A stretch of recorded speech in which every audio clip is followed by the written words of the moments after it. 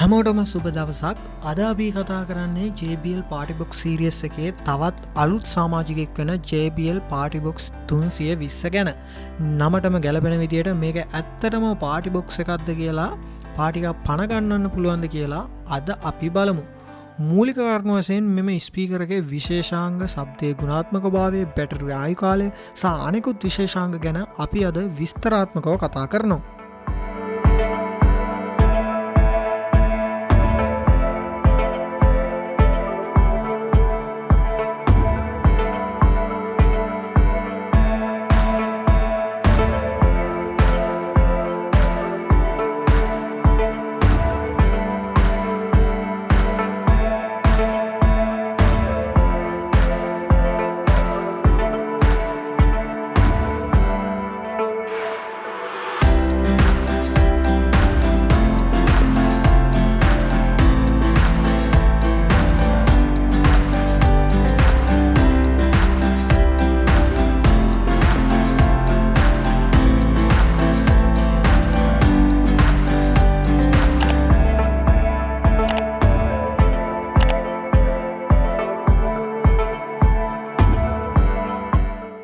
පෙනුම සහ සැලසුම.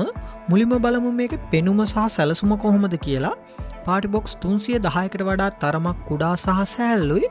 අලුතෙන් එකතු කරපු හැන්ඩල් එක සහ රෝද නිසා මේක ඕනම තැනකට පහසුවෙන් ගෙනියන්න පුළුවන්. IPX4 splash proof rating එකක් තියෙන නිසා පොඩි පොඩි වැහි බින්දු වලින් සහ වතුර විදීමකින් ආරක්ෂා වෙනවා. පාටි එකකදී මේක ගොඩක් වැදගත් වෙයි.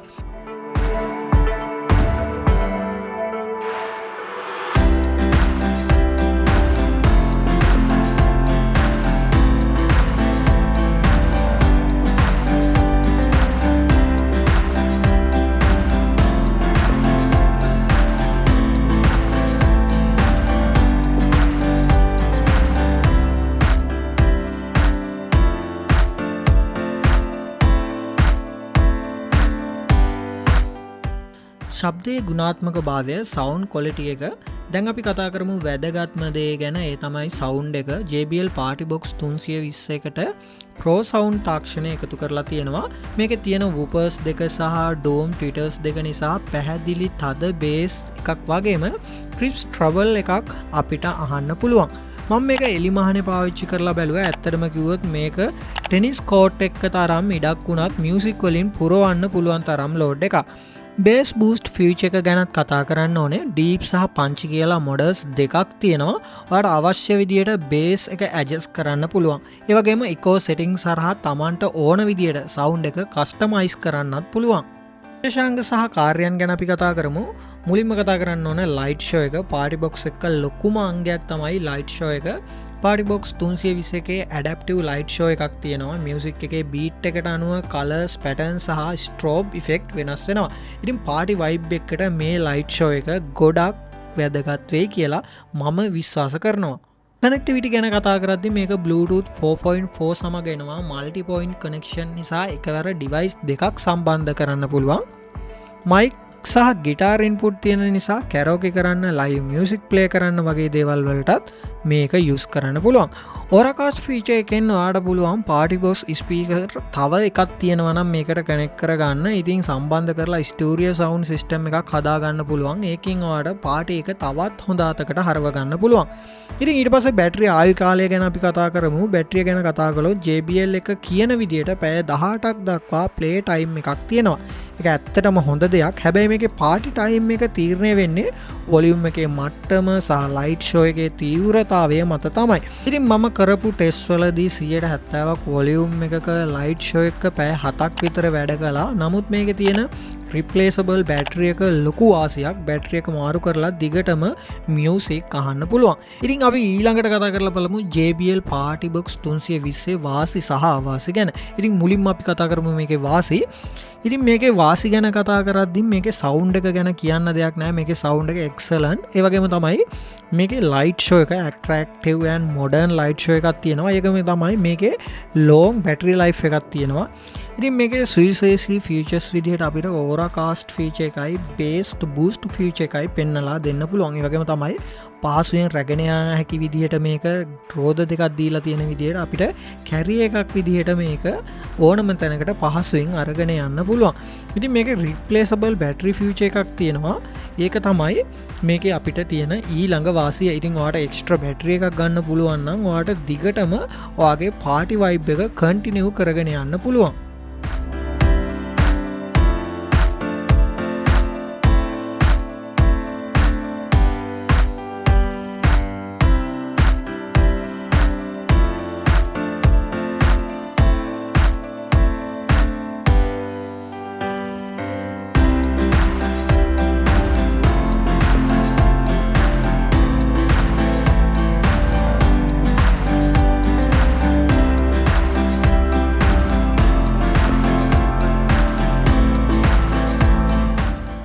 ඉතින් මේකේ වාසි ගැන කතා කරා වගේ අපි ඊළඟට මේකේ අවාසි ගැන කතා කරලා බලමු.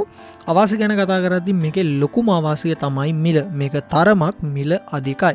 ඊළඟට මේකේ මයික්‍රොෆෝන් එකක් එන්නේ නැහැ. අපිට මයික්‍රොෆෝන් එක වෙනම ගන්න ඕනේ. ඉතින් මේක නැති නිසා අපිට තවත් අවාසියක්. ඒකම තමයි IPX4 රේටිං එකක් තියෙන නිසා මේක ඩස්ට් ප්‍රූෆ් නොවේයිම. ඒ කියන්නේ ඔයාගේ නිතරම ඩස්ට් එක තියෙන තැනක් නම් මේක ඩස්ට් ප්‍රූෆ් නැහැ කියන එකත් ඔයා අනිවාර්යයෙන්ම මතක තියාගන්න ඕනේ.